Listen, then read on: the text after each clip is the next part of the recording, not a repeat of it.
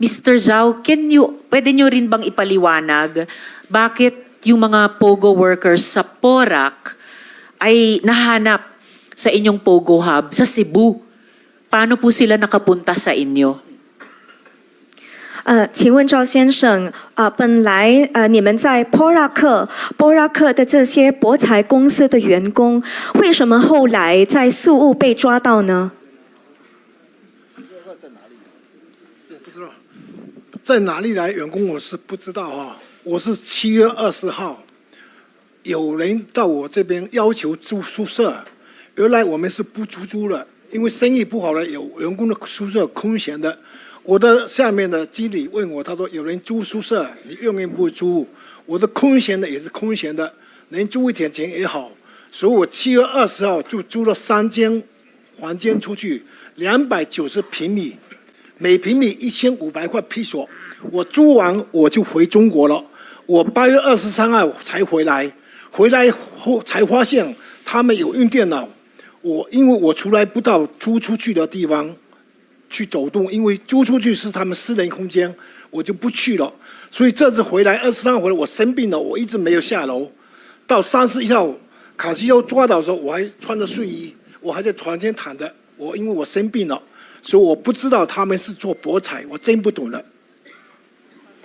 I'm actually not aware that they are doing this POGO business because what I do is that from July 20, okay, so I rented out 3 rooms. That is a total of 290 square meters, and the amount is 1.5 million pesos. So at July 20, I was actually sick and I never got down off my place or on my bedroom. And then I was just surprised that on July 31, so they were looking for me and I was just wearing my sleeping wear. So bigla na lang dumating sa POGO Hub nyo sa Cebu, yung mga POGO workers mula sa Porac. Nagulat na lang kayo. Miss Cassandra, kayo ba surprised din na yung mga dating POGO workers nyo sa Porac nakarating na sa Cebu POGO Hub? Paano po nangyari yon?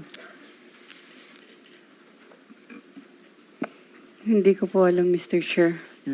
Madam, Madam Chair, sorry po. na-predict nung colleague ko yung sasagutin nyo, hindi nyo rin alam. So na-surprise din ba kayo na nung naaresto sina Mr. Zhao sa Cebu, nandyan yung mga dating workers nyo sa Porac POGO Hub?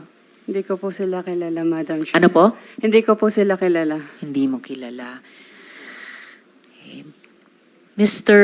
Kung pwede akong magtanong din kay Mr. Zhao Long, sinabi po ng PAOK na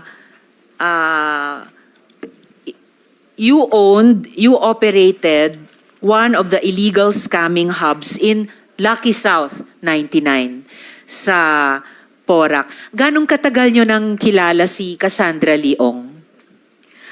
请问我们这边 PAOK 有说过你们就是运营这个 Lucky Star 99请问你跟 Cassie 是认识了多久？ 谁是卡西？ Cassie Ong 我不认识他。 I don't know her. Siya yung nakaupo sa kanan ninyo. 不认识。 Nag-meet na ba kayo ni Cassandra Leong? 你们以前有没有见面？有没有认识过？ 从来没认识过。 I haven't met her. You haven't met her.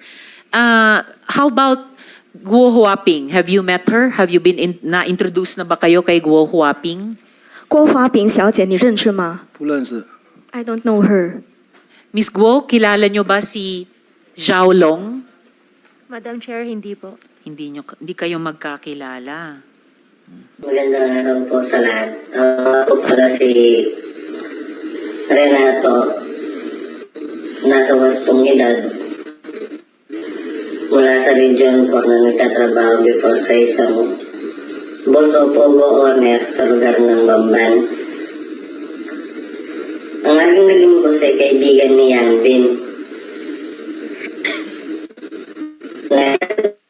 Ngayon, Baupo o POGO sa Bamban, sa Clarken Porac. Ang sir ay napag-alaman ko na ang pangalan ay Zonyo Contact sa pagkakakilanlan kay YB or Yang Bin ay matarik na kaibigan ni A.K.A. Pilay na tinuturing nila na big boss ng Baupo at Junior One Tech Company. Masasabi kong sila ay talagang magkaibigan o magkasosyo sa mga nabanggit kong Pogo Company. At kaya nasabi kong sila ay talagang may connection dahil madalas niyang pinapagamit ang bila na pag-aari niya sa Fontana Leisure Clark sa Pampanga. Bila 713 and bila 714 kapag sila ay nandoon, maraming pagkakataon tulad ng selebrasyon ng Chinese New Year, Mooncake, at Buddha Festival na nagsasama-sama ang mga Pogo owners sa bila 713. Kasi na kung nakikita sina Yang Bin at A.K.A. Pilay at ang iba pang Pogo owners.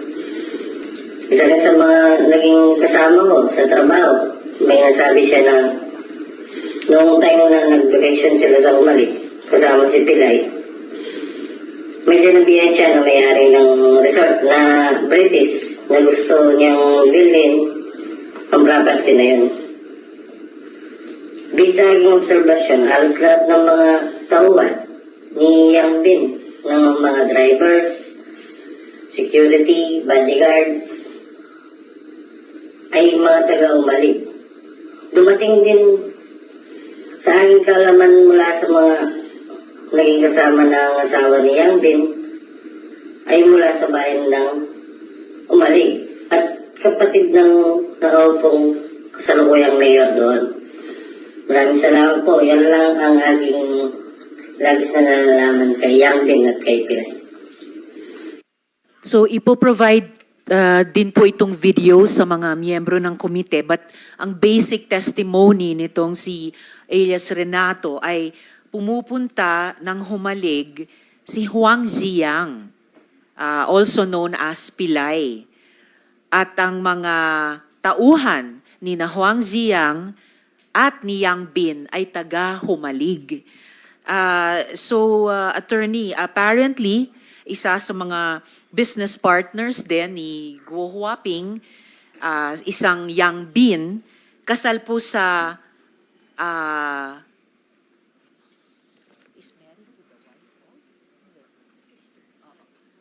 kasal po siya sa kapatid nung incumbent mayor ng Humalig. And pinapakita naman dito, screenshot ng warrant na kasama si Yang Bin, no? Subject ng warrant na ito. Attorney, nung nahuli po yung mga assets, nung nahuli ng mga assets nyo, si Mr. Yang Jianxin o Tony Yang, may mga opisyal ba ng gobyerno na nagsubok makiusap on his behalf? Kumbaga, ina-arbor si Mr. Yang. At pwede nyo bang sabihin kung sino-sino yung mga taong ito? Your Honor, kahapon po as committed, kinausap ko po ang one of the immigration officers who was present during that time. Dalawa po sila. Si Mr. Sipo, the head of our fugitive search unit, who's currently in London attending a conference on intelligence po and immigration, and Mr. Rubio. I was able to talk to Mr. Rubio. Nabanggit po niya na wala po siyang napansin na opisyal po ng gobyerno na nag-try po mag-intervene on behalf of the subject, Mr. Tony Yang. At wala po siyang napansin, nakausap o nakita po, Your Honor. All right. Salamat, Attorney. And possibly a final question from the Chair for PAOK today. Yuse Cruz, paano nyo po madidescribe yung papel ni Mr. Tony Yang sa operations ng mga POGO? Nagpe-play po ba siya ng major role sa criminal networks ng POGO?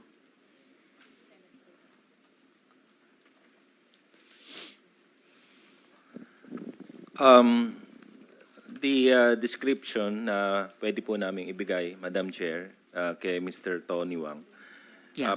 Tony Yang, parang siya po yung silent but the thinking Yang among the brothers. Silent but thinking Yang. Yes, ma'am. Kasi po, ma'am, Bakit? siya po yung parang nagpapatakbo ng mga businesses, ng mga Yangs. Pati POGO businesses. Yes, ma'am. Pati po yung Pogo business niya. Even yung malalaking business nila na nasa Cagayan de Oro. Aling Na- mga malalaki po ito? Yung Sanjan, Steel, nasa kanya po. And then yung hotel and yung rice mill, lahat po ma'am nasa pangalan niya. And they tried to establish yung parang kingdom nila, yung lugar na yun ma'am. Dahil Sa ano eh, Cagayan de Oro? yes ma'am. Mhm. Ang nakikita namin ma'am, parang hindi ka pwedeng magpasok ng business doon sa area na yun ma'am kung hindi ka dadaan sa kanya. Wow. Aling business yun? Aling area yon? Yung sa CDO po na yun ma'am. Mismo. Di ba siya yung sa... And yung Sanja Steel ay may pogo operations din sa loob sa pagkakaalam ninyo? Yes ma'am. Yung with yung mga indicators po nandun, although hindi pa po namin napapasok ma'am yung lugar. But yung intel report po na nakarating sa akin, and of course yung mga documents na nakita namin, it all points to a pogo operation ma'am. So you would say na he does play a major role sa criminal networks na ng pogo doon? Yes ma'am. Alright. Salamat po.